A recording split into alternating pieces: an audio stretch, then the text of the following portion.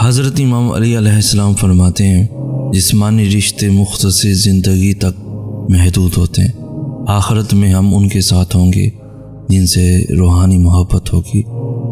حضرت امام علی علیہ السلام فرماتے ہیں ساری دنیا کے سارے لوگ تجھے اپنے فائدے کے لیے چاہتے ہیں، صرف تیرا رب ہی ہے جو تجھے تیرے فائدے کے لیے چاہتا ہے۔ بہترین زندگی جینے کے لیے اس حقیقت کو تسلیم کرنا پڑتا ہے کہ سب کو سب کچھ نہیں مل سکتا۔ اگر دروازہ پتھر کا ہو تو دستک ریاضت ہے، لیکن دروازے کے پیچھے پتھر ہو تو دستک حماقت ہے۔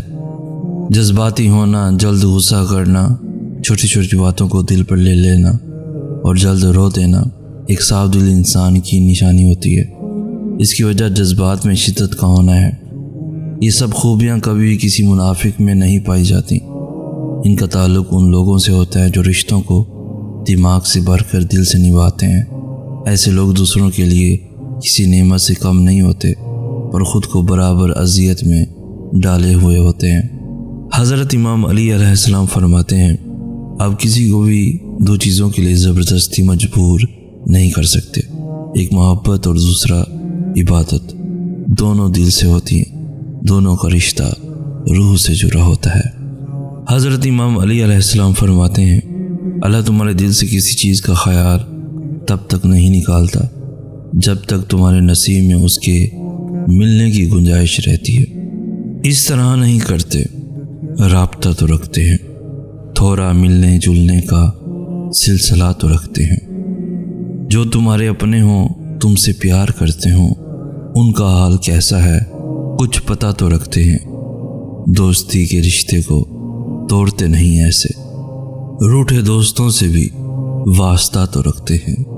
اس طرح نہیں کرتے، رابطہ تو رکھتے ہیں، تھوڑا ملنے جلنے کا سلسلہ تو رکھتے ہیں۔ جس کے ساتھ چلو اس کو پتہ چلنا چاہیے اور جس کے خلاف چلو اسے بھی پتہ چلنا چاہیے۔ درمیانی راستہ منافقت کا ہے۔ ضروری نہیں کہ کچھ غلط کرنے سے دکھ ملے، حد سے زیادہ اچھا ہونے کی بھی قیمت چکانی پڑتی ہے۔ یاد رکھیے اگر آپ نظر انداز کرنے کے ماہر نہیں تو آپ بہت کچھ کھوئیں گے۔ سب سے پہلے اپنا سکون کھوئیں گے۔ سر وہی کٹاتا ہے جو اٹھتا ہے، جھکے ہوئے سروں کو کاٹنے کی ضرورت ہی کیا ہے؟ موت تو لازم ہے، لہٰذا سر اٹھا کے جیو۔ حق اور سچ کے لیے سر اٹھا کے جینا ہی اصل جینا ہے۔ کچھ لوگ شفا جیسے ہوتے ہیں، بات کرتے ہیں تو تسکین ملتی ہے، لفظ کہتے ہیں تو مرہم لگتے ہیں۔ کچھ لوگ صرف لوگ نہیں ہوتے، وہ ہمارا علاج ہوتے ہیں، سکون ہوتے ہیں۔ پتہ ہی انسان کب بے سکون ہوتا ہے جب وہ اپنے سکون کا مرکز انسان کو بنا لیتا ہے، جب وہ اپنی خوشیوں کی امیدیں انسان سے لگا لیتا ہے، کیونکہ سکون کا مرکز کبھی بھی نہ تو انسان ہو سکتا ہے اور نہ ہی یہ دنیا ہو سکتی ہے۔ حضرت امام علی علیہ السلام فرماتے ہیں لوگوں کے ڈر سے حق بات کہنے سے نہ رکو، کیونکہ اللہ کے سوا نہ کوئی موت کو قریب لا سکتا ہے اور نہ کوئی رزق کو دور کر سکتا ہے۔ اگر آپ چاہتے ہیں کہ آپ کی دعا اللہ کی بارگاہ میں قبول و مقبول ہو جائے تو روزانہ 7 مرتبہ یا وہاب و پڑھا کریں۔ انشاءاللہ آپ کی دعا اللہ کی بارگاہ میں قبول و مقبول ہو جائے گی۔ اگر کسی شخص کی خواہش ہو کہ فلاں کام کے لیے دعا اللہ کے حضور میں لازماً قبول ہو تو اسے چاہیے کہ 11 روز تک اول و آخر 3 بار درود شریف کے ساتھ ایک تسبیح یا سمیع صبح کے وقت پڑھے اور ایک تسبیح شام کو پڑھے۔ انشاءاللہ اس کی دعا لازماً قبول ہوگی۔ زندگی میں خوش رہنے کا ایک طریقہ یہ بھی ہے کہ جو پیمانہ دوسروں کو پرکھنے کے لیے رکھتے ہیں، جس بنیاد پر دوسروں کو اچھا یا برا کہتے ہیں، اسی پیمانے پر خود کو رکھ کر سوچیں۔ اگر اپنے بارے میں بھی وہی نتائج نکل آئیں جو دوسروں کے لیے نکلتے ہیں تو پھر تو ٹھیک ہے، ورنہ اپنا پیمانہ بدل لیں۔ اس سے آپ کی اپنی اور دوسروں کی زندگی بھی سکون سے گزرے گی۔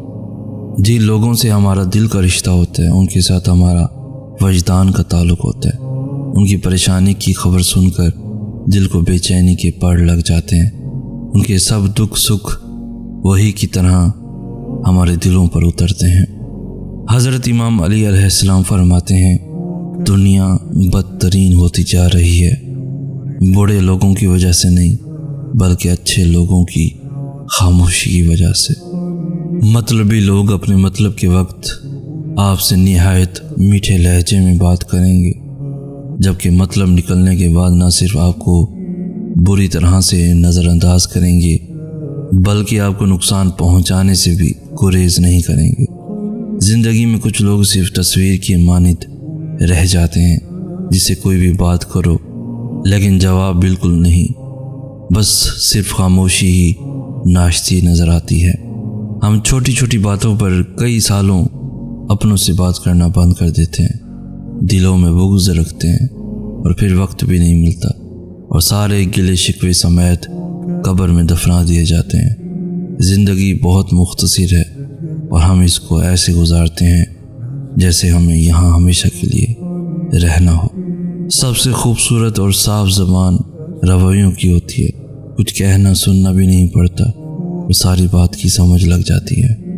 کس قدر عجیب لوگ ہیں ہم، محبت ہم نبھا نہیں سکتے، نفرت ہم سہ نہیں سکتے، احساس ہمیں زندہ نہیں رہا، احترام ہم میں باقی نہیں ہے، میل جول سے ہم دور بھاگتے ہیں، حسد ہم میں بھرا ہوا ہے، غلطی ہم نے تسلیم نہیں کرنی، معذرت کرنا ہمیں توہین لگتا ہے، عبادت کی ہم کو خبر نہیں ہے، حقیقتیں ہمیں اچھی نہیں لگتی، موت ہمیں یاد نہیں ہے اور پھر کہتے ہیں کہ سکون نہ جانے کدھر کھو گیا ہمارا، کدھر کھو گیا ہمارا۔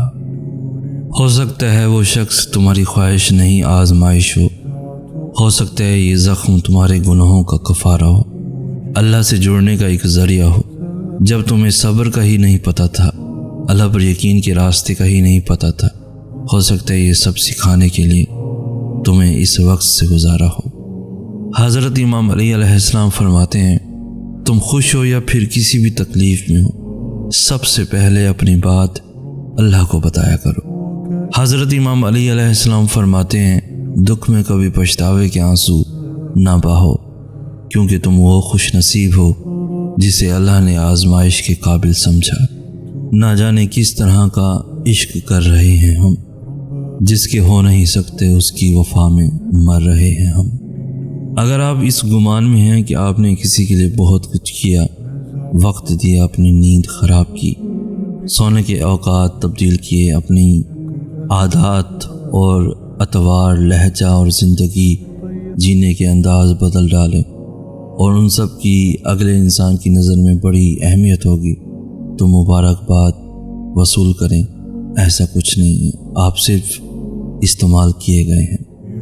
حضرت امام علی علیہ السلام فرماتے ہیں جس خواہش کو تم اللہ کی رضا کے لیے رد کر دیتے ہو، وہ اسی خواہش پر راضی ہو کر اسے تمہارا مقدر بنا دیتا ہے۔ باتوں کو بھلانے کی عادت ڈال لیجئے، ہر بات کو یاد رکھنا اپنے دماغ کا سکون خراب کرنا ہے اور اسے کبار خانہ بنانا ہوتا ہے، اور پھر انسان چلتی پھرتی لاش بن جاتا ہے۔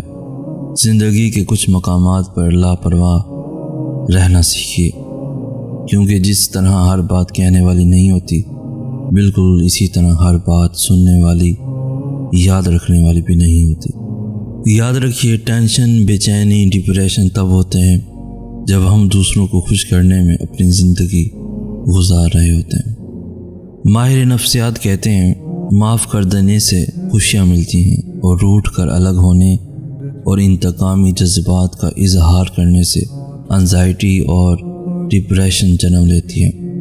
اللہ تعالیٰ قرآن پاک میں فرماتے ہیں اور اگر تم معاف کر دو اور درگزر سے کام لو اور بخش دو تو بے شک اللہ تعالیٰ بہت بخشنے اور رحم کرنے والا ہے۔